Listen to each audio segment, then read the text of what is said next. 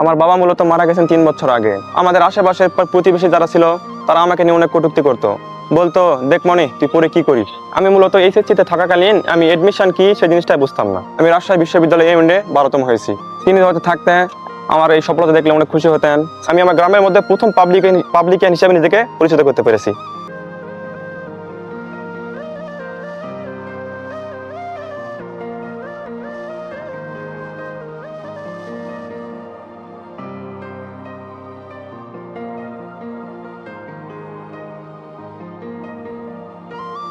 জ্ঞান শক্তির চেয়ে নাকি আর কোনো বড় শক্তি নাই।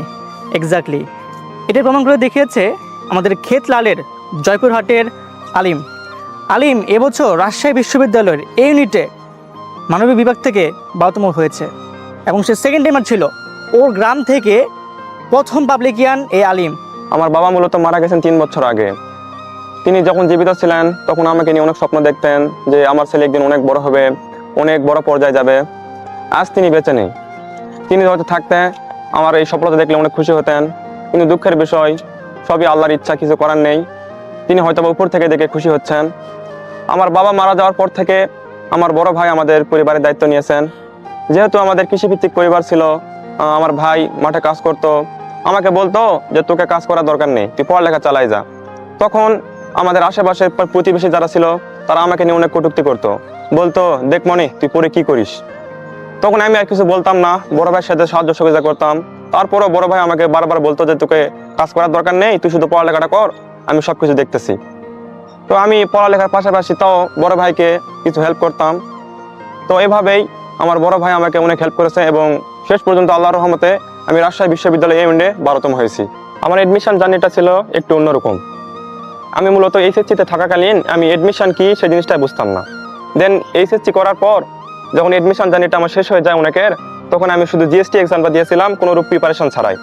তো কোনোরূপ প্রিপারেশন ছাড়াই দেওয়ার পরও আমার মেরিট 10,000 মতো আসছিল। তো সেখান থেকেই আমি একটা ভরসা পাই, যদি আমি প্রিপারেশন ছাড়াই পরীক্ষা দিয়ে যদি 10,000 মিট করতে পারি, তবে যদি একটা গোছানো প্রিপারেশন আমি নিতে পারি, অবশ্যই আমার দ্বারা ভালো কিছু সম্ভব। আমার অর্থনৈতিক একটু সমস্যা ছিল, যার কারণে অফলাইন আমার দ্বারা সম্ভব ছিল না। তারপর আমি একটু অনলাইনে খুঁজলাম যে যেখানে ভালোভাবে এডমিশনের প্রস্তুতি নেওয়া যায়। তারপর আমি আই এডুকেশনতে পরিচিত হলাম, দেখলাম তাদের ভাইদের ক্লাস করলাম। তারপর আমি সেকেন্ড টাইম অপটিমিস্টিক 1.0-তে ভর্তি হলাম। সেখানে সুফিয়ান স্যারের ক্লাস ছিল, স্বর্ণ স্যারের ক্লাস ছিল, মোহসিন স্যারের ক্লাস ছিল, জিকেতে জুবাইর ভাইয়া ছিল, তারপর আমাদের ফাহাদ স্যারা ছিল। সবার ক্লাসগুলো খুব ভালো ছিল, প্লাস তাদের যে লেকচার শিটটা আমাদের প্রোভাইড করছিল সেটা অনেক ভালো ছিল।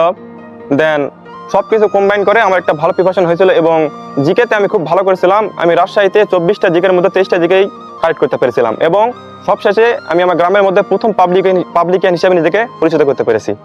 রাবির রেজাল্টটা মূলত আমার জীবনে একটা অনেক বড় টার্নিং পয়েন্ট ছিল। রেজাল্টের দিন প্রত্যেকটা স্টুডেন্টের কাছে একটা এক্সাইটেড বিদ্যমান থাকে বা তারা সবাই হতাশার মধ্যে থাকে। তো যেহেতু রাবির রেজাল্টের দিন কোনো ফিক্সড কোনো টাইম ছিল না, সেজন্য আমি সারাদিনই একটু হতাশায় ছিলাম যে কখন রেজাল্ট দিবে, আমার রেজাল্টটা কী হবে। এরকম করতে করতে পুরোটা দিন পের হয়ে যাওয়ার পর যখন আমি মাগরিবের নামাজে যাব, এর আগে মুহূর্তে একটু চেক করলাম যে রেজাল্ট দিছে নাকি। তখন ফেসবুকে ঢোকা মাত্র দেখলাম যে ফাহাদ স্যার একটা পোস্ট দিয়েছে যে রাবির রেজাল্ট প্রকাশিত। তো যখন আমি রেজাল্টে দেখতে আমি ওয়েবসাইটে ক্লিক করি, তখন আমার একটা ফ্রেন্ড ফোন দেয়, রেজাল্ট জানার চেষ্টা করে। তো আমি তাকে বললাম যে এখন রেজাল্ট পাই নাই, রেজাল্ট পাওয়ার পর তোকে জানাচ্ছি। দেন আমি যখন লগ ইন করার পূর্ব মুহূর্তে আমার একটা ফ্রেন্ড আমাকে নক করে বললো তুই তো খুব দিছস। তো ওটা দেখার পর আমার মধ্যে একটু ভালো লাগলো, হয়তো বা ভালো করেছি। দেন ওয়েবসাইটে ক্লিক করার পর দেখলাম যে আমি রাজশাহী বিশ্ববিদ্যালয় ইউনিটে 12তম হয়েছি। আমার এই সফলতা মূলত আমার না, আমি আমার এই সফলতাটাকে আমার বাবা এবং মা ও বড় ভাইকে উৎসর্গ করলাম। আর একটা কথা না বললেই নয়, যারা এডমিশন সময় আমাকে নিয়ে কটূক্তি করতো, আমাকে নিয়ে বাজে মন্তব্য করতো, আজকে তারাই আমাকে নিয়ে প্রাউড ফিল করে, তারাই আমাকে নিয়ে গর্ব করে।